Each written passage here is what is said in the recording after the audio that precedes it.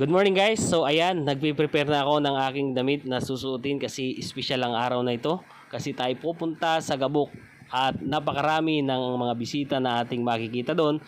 Okay, ayan na guys, nasuot ko na yung aking polo na susuotin. So ayan, inaayos-ayos ko yung buhok ko at tinitingnan ko kung okay na, kung pwede na ba.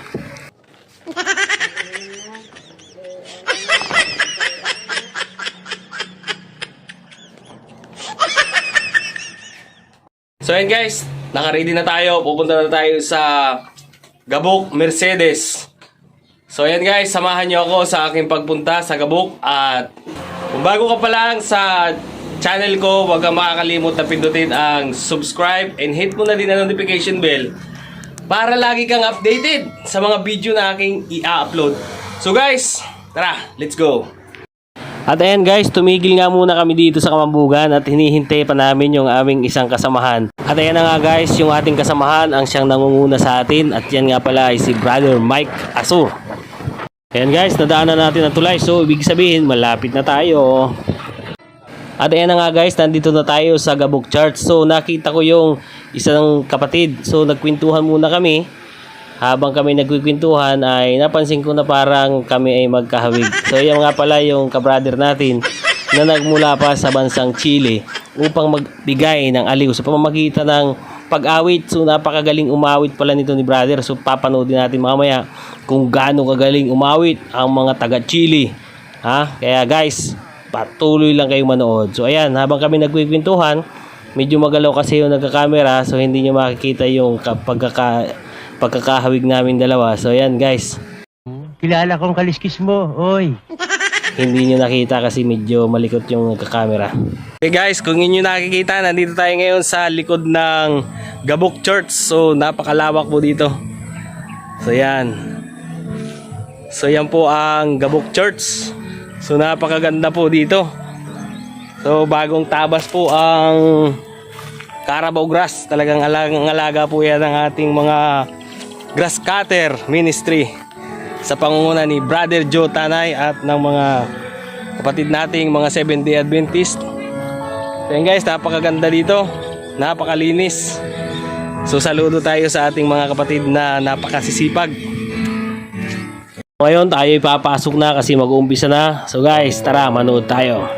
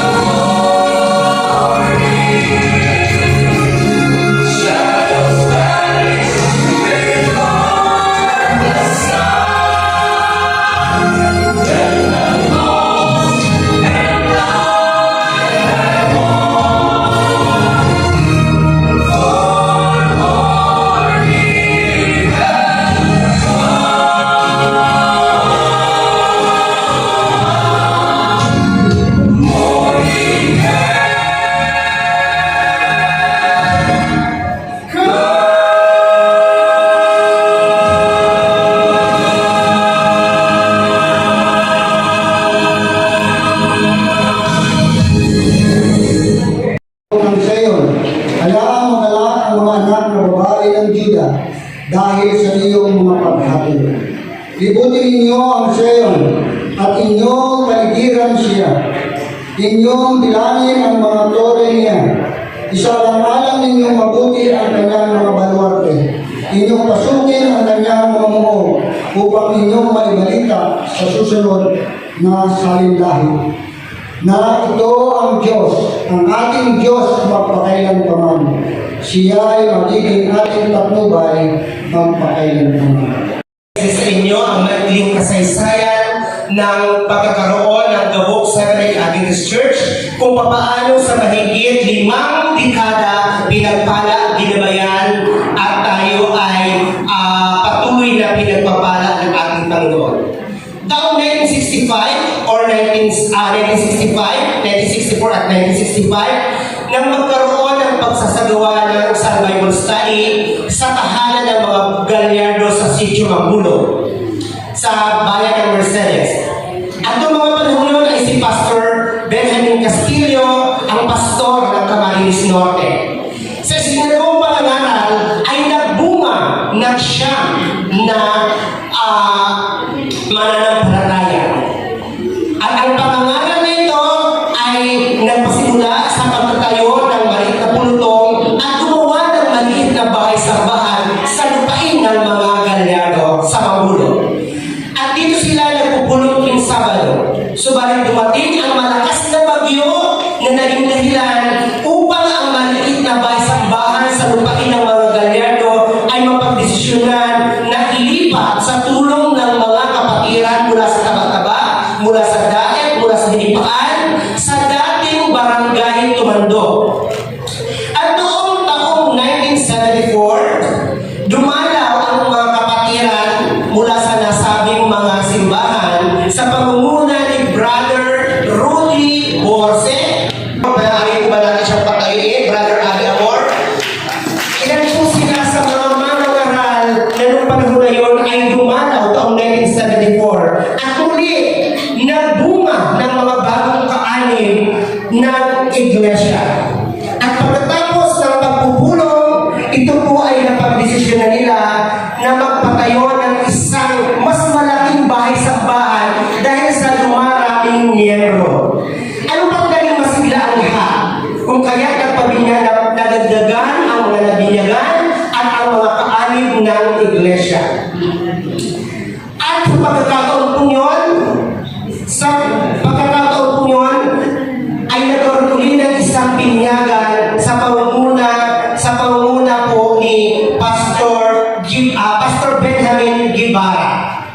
At muli po nadagdagan ang mga kaanib at ang mga kaanib po na nasabing maliit na pulutong ay masigla. Sila po ay nakikipag-exchange program sa iba't ibang mga bahay-sambahan.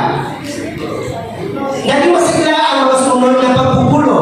Subalit, dahil po sa ang mga miyembro ay galing sa iba't ibang mga lugar, napagkasunduan po sa pamamagitan ng pagbabayong study ni Brother Rehuso, nagpakita ng kanyang kabaitan at muli po naitayo ang lumang iglesia. Kung hindi po mapapansin doon sa may right side doon, kung kayo po ay titinginan doon po ang lumang iglesia na yun po ay naipatayo sa pamamagitan po ng dating district pastor sa Camarines Norte na si Pastor Paa. Sa kasalukuyan po, nagpatuloy ang mga kapatiran ng Barangay Gabok sa kanilang masiglang paglilingkod. Subalit dahil sa dumaraming mga miyembro ay kinakailangan pong lumaki na rin ang iglesia. At sa pinakahuling nga pong pangyayari, nagkaroon po ng isang malakas na bagyo at ito po ang nagbukas sa maraming mga pagpapala. Ang malakas na bagyo po ang naging isang suliranin ng Gabok Seventh-day Adventist Church at dito na po pumasok ang ipinadala ng ating Panginoon para tayo ay muling magkaroon ng iglesia ito at ang magtutuloy po ng kwento ay si Pastor Molina. Nang ako po ay umuwi, naisipan ko ako'y magre-retiro na. Ako po ay napaluha. Kasi ang sabi ko, magre-retiro ako sa gawain. More than 37 years ang paglilingkod. Hindi man lang ako nakatulong dito sa aking home church. Nung ako po ay principal sa Iba Adventist Academy, malakas ang loob ko na manghingi ng tulong para sa akademya. Nung ako po ay naging presidente ng Nagabio Adventist College, malakas po ang loob ko na humingi ng tulong para sa Nagabio. Pero dahil dito sa aking simbahan, wala akong lakas ng loob. Pero ako umiiyak sa Panginoon. Sabi ko, Panginoon, ako po'y magre-return na. Tulungan mo po ako na makatulong man lang dito sa aking home church. Kaya nanalangin ako. Ang una kong naisip si Pastor Dan. Sinulatan ko sa kanya. Sabi ko, Pastor Dan, I am retiring and I am so sad that our church here, you know, it's like not for people to worship, and it's really, I need your help. So, anong sinabi ko po sa kanya, ang kanyang tinanong ay, how much? Will the mission help? Okay, nag-explain kami. Si Pastor Carano po, pwede bang tumayo? Siya ang dating presidente ng misyon, kasama natin siya, si Pastor Eli. Ang sabi ko sa kanya, ganito po, mayroon ka pa bang ibang makakatulong? Nagkataon na napalitaan ko ang Perdon family ay tumutulong. Kaya nung si Pastor Perdon ay pumunta sa UP, nag-sermon siya. Pagkatapos sa mag-sermon, pababa niya, wala na akong iyak. Nilapitan ko at sinabi ko doon sa tabi, Pastor, tulungan mo naman kami. Pinaliwanag ko sa kanya kung ano ang gagawin sa Gabok Church at ang sabi niya, sige. Kaya po mga minamahal ng mga kapatid, ako'y taus-puso, ako'y nagretiro na noong August 1, pero ako'y masaya sapagkat nakikita ngayon na itong simbahan ay talagang ipinagkaloob ng Diyos para mga Seventh-day Adventist ay magkaroon ng kasiyahan sa pagpupulong sa lugar na ito. Are you going to say something? Okay, please. Go ahead. No, you studied it. You have to translate it. And you make the microphone. Okay. Yeah. When Pastor Molina sent me the first message, when I said, how much will the church be? Nung nagpadala ako ng email sa kanya at nagtanong kung magkano, He said, $4,600. $4,600. According to Pastor,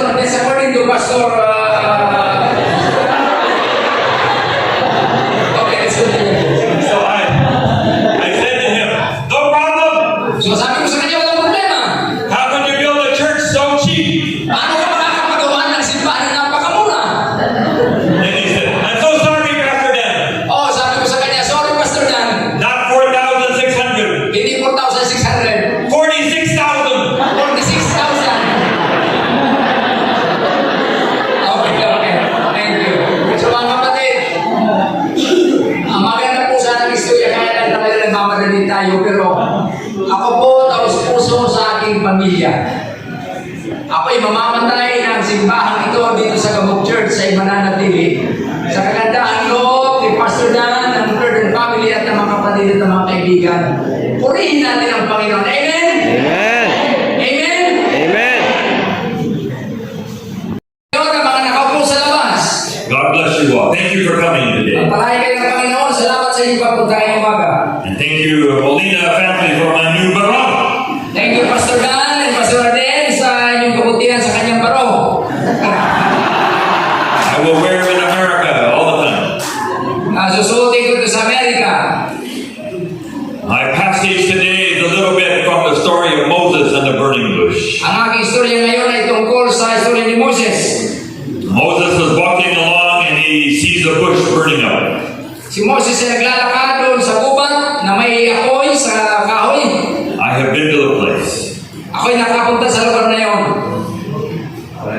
When he got there, the voice came out of the bush. Ang sinumating sa lugar, may boses na nanggaling. Take your shoes off. Alisin mo ang iyong sapatos. Now where you are is holy ground. Sapagkat ang lugar na kinaroroonan mo ay isang banal na lugar. 5 minutes before, it's not holy ground. 5 minuto ay hindi banal ang lugar. It's just ground and a little bush. Ito'y lupa lang at may kaunting mga damo-damo at kahoy. It looks the same. Parehas lang. Now it's holy ground. Ngayon, yan ay banal na lugar. Because God is now there. Again, please. Working. What did you say?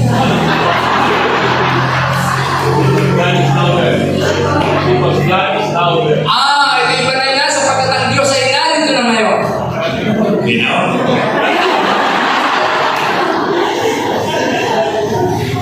When you build a church, Kapag pumunta ka sa simbahan, you go to the hardware store.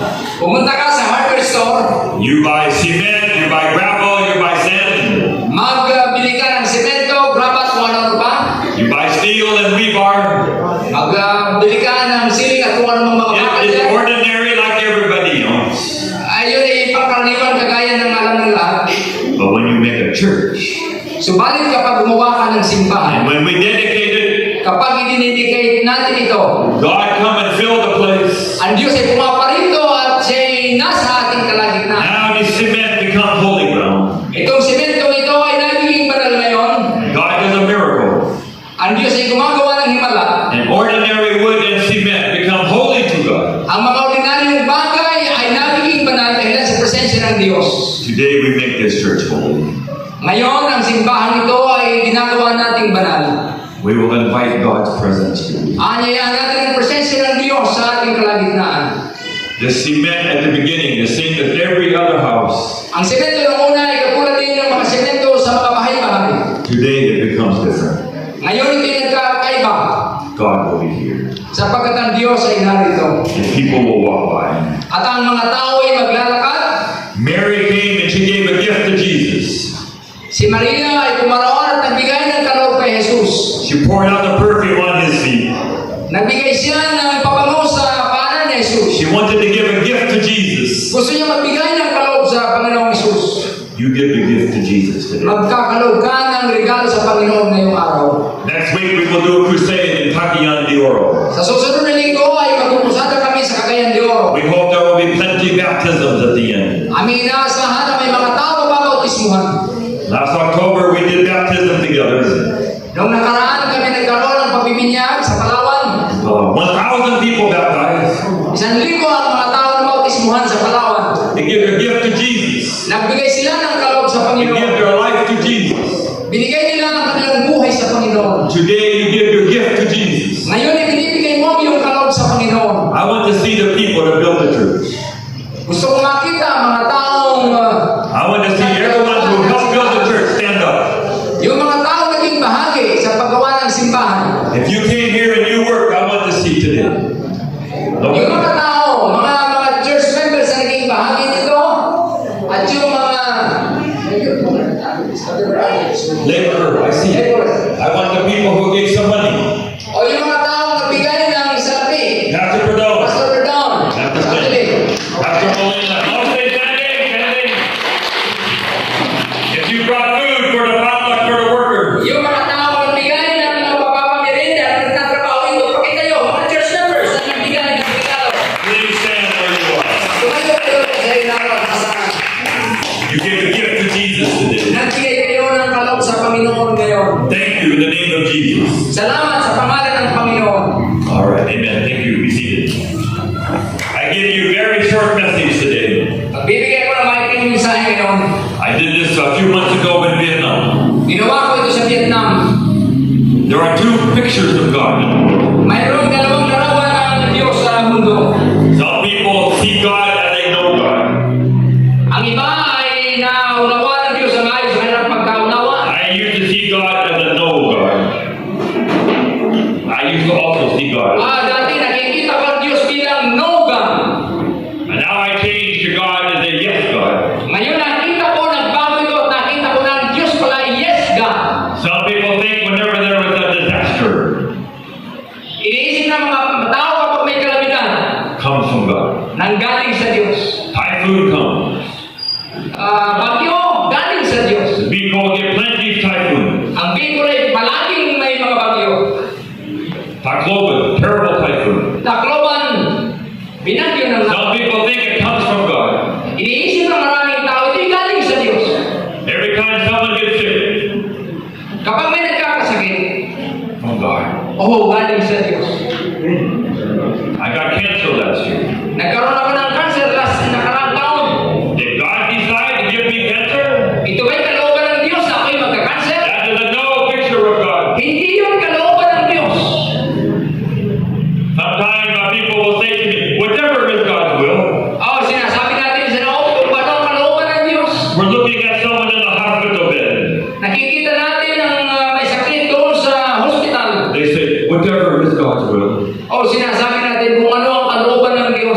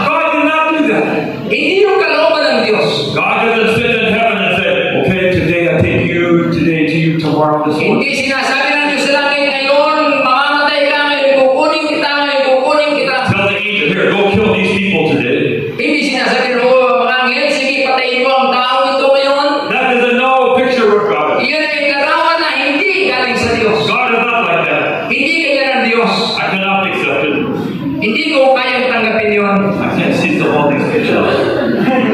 Siyempre. Can you see what it is? We have very small houses of people. Okay, then I have been to some places, people very poor. Marahil may lugar na mga tao ay mahirap, like here. Even your house also. Yes. Yesterday, Tigaon. Oh, kahapon, napunta kami sa Tigaon. Some in a house for the teachers in the back. May bahay ng mga teacher para sa guro sa likod. Very small. Napakaliit. Not from God. Hindi galing sa Diyos. God don't punish people say, I make you poor, you rich. Hindi sinasabi na ikaw gagawin mo mahirap, ikaw ay mayaman. That is no picture of God. Hindi yan galing na kaisipan sa Diyos. Some people say God is the one who throw people in the hellfire. Sinasabi ng iba ng mga tao ay mapaparoon sa impyerno galing sa Diyos. Burn people every day forever. Susunugin ang mga tao araw-araw hanggang sa walang hanggan. It's all no picture of God. Hindi yan galing sa Diyos. No, God is not a no God. Ang Diyos ay hindi katulad niya. This is a story from the Bible. Ito yung kasaysayan sa Biblia. This man Jephthah was going to have a big battle with the enemy. Ito si Jephthah na magkikipaglaban sa maraming mga kaaway. He's not sure God will bless him. Hindi siya sigurado kung ang Diyos ay bibindisyonan siya. He said, God, if you will bless me, Sabi niya, Panginoon, kung babasbasan mo ako, I will give you whatever comes out my door. ikakalog ko kahit na anong lumabas niya sa pintuan He ng has a big victory. nagkaroon ng malaking tagumpay. He comes up to his house. Pumunta siya sa kanyang bahay. Out comes the only daughter. Lumabas nag-iisang anak niya ang babae. He remembers what he's promised to God. Naalala niya ang kanyang pangako sa Diyos. He had to sacrifice his own daughter to God. Isasakripisyo niya ang kanyang kaisa-isang anak na babae sa Panginoon. He's afraid God will not bless him unless he gives offering sacrifice. Iniisip niya na hindi siya bibindisyon ng Diyos malibang sa magbigay ng mga regalo sa Diyos. That is a no picture of God. Hindi kanya ang larawan ng Diyos. I cannot accept it anymore. Hindi ko kayang tanggapin yan. People used to give sacrifices of their babies to God. Kinakailangan bang ihandog yung mga maliliit na bata para sa Diyos? Catholic people give candles. They go to the temple, give candles to God. Kinakailangan bang magdirect ng kandila para tanggapin ng Diyos? I went to high school in Singapore. Ako'y pumunta sa high school sa Singapore. They put spears through their skin. May mga tao naglalagay ng mga sibat, tingnan niyan sa kanyang katawan. Sacrifice to God. Ito daw ay kaloob para sa Diyos. I grew up in Thailand. Ako'y lumaki sa Thailand. You get up 5 o'clock in the morning, you make rice and give it to the priest. Ikaw ay gigising at magbibigay ka ng mga bigas doon sa mga hari Trying to change God from no to yes. para mapalitan ang Diyos na galing sa no ay para magsabi ng yes. No, God is not like that. Hindi ganyan ang Diyos. I came a long way to tell you this one idea. Ako'y pumarito galing sa malayong lugar para sabihin sa God is not a no kind of God. ang Diyos ay hindi yung sabing hindi na Diyos, no I God. want to change from a no God to a yes God. Papalitan natin yan mula sa no hanggang sa yes God. When Jesus was born, Nang ang Panginoong Isus ay pinanganak. angels came to the shepherds. Ang mga anghel ay nagpunta doon sa mga pastor. The angels began to sing. Ang mga anghel ay naglawitan. They said, do not be afraid. Huwag kayong matakot. We have good news for you. Mayroon kang mabuting balita para sa iyo. And then they said, have no more fear. Oh, wala nang takot. You don't have to be afraid of God anymore. Hindi ka dapat matakot sa Diyos. We have good news of great joy for you. Mayroon kang mabuting balita para sa iyo. Kagala kang mabuting balita. Now the final verse. Ngayon, ang pinaka-importante, The Savior is born. ipinanganak na ang tagapagligtas.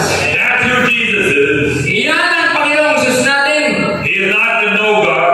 Hindi siya no God. He is a yes God.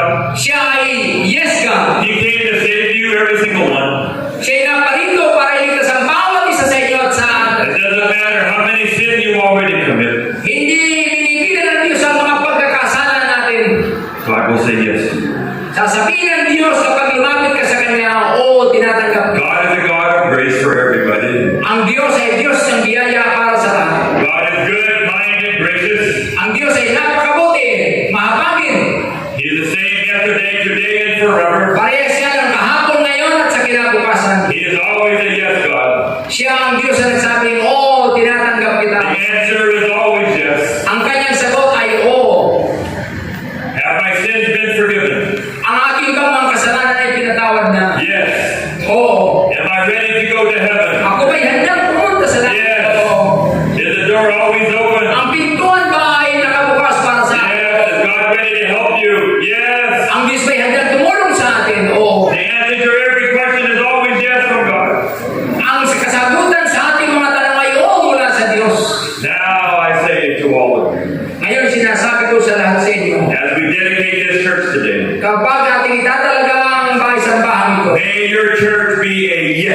picture of God, church. Sana ang inyong simbahan ito ay maging yes na larawan ng Diyos. No more no.